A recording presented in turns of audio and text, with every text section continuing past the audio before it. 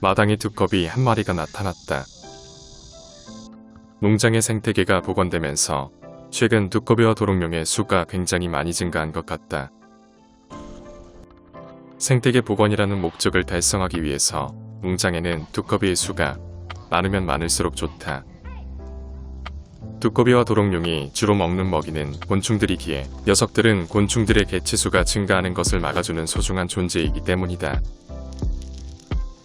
사실 농장의 생태계 안에 있는 모든 동식물이 그 나름의 이유로 살아가고 필요한 존재이겠지만 나에게 있어서 선과 악이 되는 기준은 오로지 나무에게 달려있다.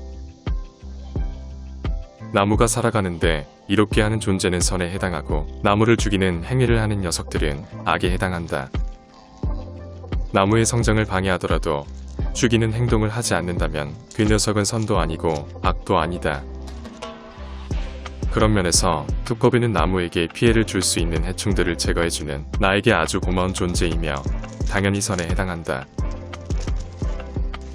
두꺼비는 피부에서 뿜어나오는 독성 때문에 감히 최상의 포식자인 고양이마저 함부로 대할 수 없는 녀석이다. 앵두 앞에 두꺼비를 내려놓지만 앵두는 두꺼비를 건드리면 안 된다는 사실을 알고 있다. 아마도 두꺼비가 아니라 개구리가 옆에 있었다면 벌써 죽임을 당했을 것이다. 두꺼비를 건드리면 안 된다는 사실을 닭들도 알고 있다. 그것이 본능인지 아니면 경험에 의한 건지 모르겠지만 닭들은 두꺼비를 보면 어떠한 위해도 가하지 않는다. 마치 건드리면 큰일이라도 날 것처럼 닭들은 두꺼비를 피해 다니는 것이다. 농장에서 개구리를 보는 것은 굉장히 힘들지만 이런 두꺼비는 꽤 자주 목격된다. 그런데 한 가지 의문스러운 것은 양서류인 두꺼비는 물속에 알을 낳고 올챙이 시절을 보내야 되는데 농장에는 굉장히 깊은 우물 외에는 보인 웅덩이가 전혀 없다. 그 우물 속에서 두꺼비를 잡은 적이 한 번도 없으니 분명 두꺼비들은 다른 곳에서 알을 낳고 번식을 하고 있다는 것이다.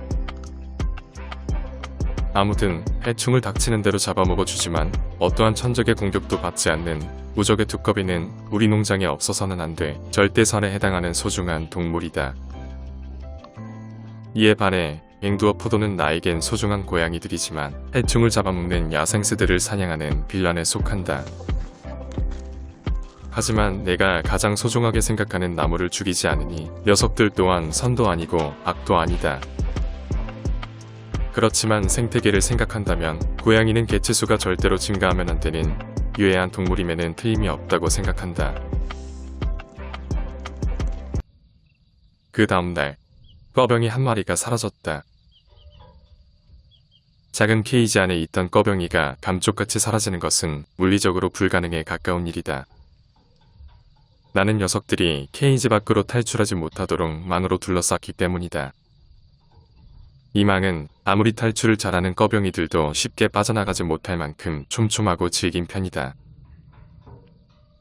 보는 바와 같이 꺼병이들은 엄마 닭이 바로 옆에 있음에도 불구하고 끊임없이 탈출하기 위해 안절부절을 못한다. 그런데 과연 어떻게 꺼병이 한 마리가 하룻밤 사이에 감쪽같이 사라진 걸까? 나는 케이지를 이리저리 둘러보다가 망의 일부가 찢어진 것을 발견했다. 이런 경우 내가 생각할 수 있는 것은 쥐새끼가 망을 찢고 꺼병이 한 마리를 물고 갔거나 아니면 꺼병이가 망을 뚫고 도망갔다는 것이다. 만약 후자의 경우라면 도망친 꺼병이가 닭장 안에 그대로 있어야 하지만 꺼병이는 흔적도 없이 사라졌다. 그렇다면 전자의 경우라고 봐야 하는데 이 상태로는 남아있는 꺼병이들이 위험하다. 원래 나의 계획은 꺼병이들이 조금 더 자라고 난 뒤 캔디와 함께 다른 닭장으로 옮기려고 했는데 좀 더 서두를 수밖에 없게 되었다. 상황이 조금 골치 아프게 되었다. 나는 그날 꺼병이 2마리와 캔디를 새로운 닭장으로 옮겼으나 꺼병이 2마리가 곧바로 탈출해버렸다. 농장에는 워낙 수풀이 우거져 있기 때문에 탈출한 꺼병이들을 찾는 것은 거의 불가능에 가깝다. 어쩔 수 없이 캔디를 풀어주어 꺼병이들을 찾을 수 있도록 했다. 아무리 야생성이 강한 꺼병이들이라도 그동안 키워준 엄마를 따를 거라는 기대감 때문이었다. 하지만 내 예상은 반은 맞았고 반은 틀렸다. 그날 저녁 캔디는 꺼병이 한 마리만 찾아서 몰래 닭장으로 귀가했다. 캔디는 계속해서 꺼병이들을 부르는 소리를 내었지만 한 마리만 엄마를 따랐고 나머지 한 마리는 독립해버렸다. 이렇게 된 이상 떠나버린 꺼병이의 생사는 하늘에 맡기는 수밖에 없게 되었다. 태어난 지 한 달 정도밖에 안 된 아직 어린 꺼병이지만 농장에는 수풀이 우거져 있어 쉽게 눈에 띄지 않으니 무사히 성조가 될 가능성도 없지 않다. 이제 남은 것은 캔디와 함께 있는 꺼병이의 안전이다. 알다시피 이곳은 쥐가 살고 있는 곳이기에 꺼병이의 목숨이 위험할 수 있지만 현재로선 이곳 이외의 장소에서 지내는 건 어려운 상황이 되었다. 닭들은 보통 잠자는 장소를 쉽게 변경하지 않는 성향이 있고 꺼병이도 엄마를 따라 이곳에 들어왔으니 무리하게 다른 곳으로 옮기는 건 쉬운 일이 아니기 때문이다. 캔디는 한 달 동안 좁은 케이지 안에서 지내다 이제는 넓은 닭장 안에서 지내게 되어 한층 더 편안해 보인다. 그리고 함께 있는 꺼병이도 계속 엄마 곁에 머물며 멀리 떨어지지 않으려고 애쓰는 것 같다. 함께 지내던 다른 꺼병이 2마리가 사라졌으니 어쩌면 이 녀석은 앞으로 더욱더 엄마와 떨어지지 않으려고 할 가능성이 높다. 혹시라도 다 자라고 난 뒤에도 캔디 곁을 떠나지 않고 닭장 안에서 지내게 될지도 모른다는 기대감을 가져본다.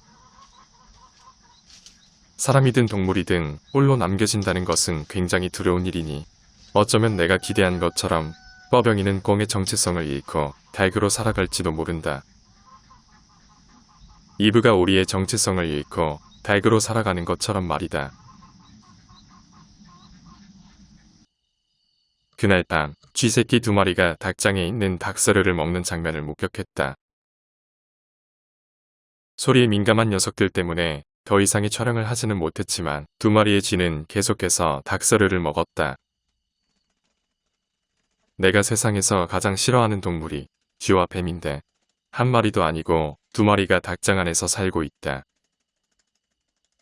어쩌면 2마리가 아니라 더 많은 쥐새끼들이 함께 지낼지도 모를 일이다. 쥐새끼는 나무를 죽이지 않는 녀석이니 나에겐 선도 아니고 악의 존재도 아니다.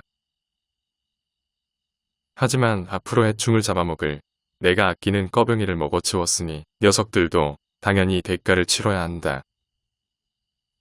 다행히 캔디와 꺼병이는 높은 곳에 자리를 잡고 안전하게 몸을 피했다. 밤에도 전등을 켜놓으면 쥐새끼들이 높은 곳에 있는 꺼병이를 잡아먹지 못할 거라 생각한다. 마지막 한 마리라도 끝까지 살아남아 농장의 가족으로 남아주길 바란다.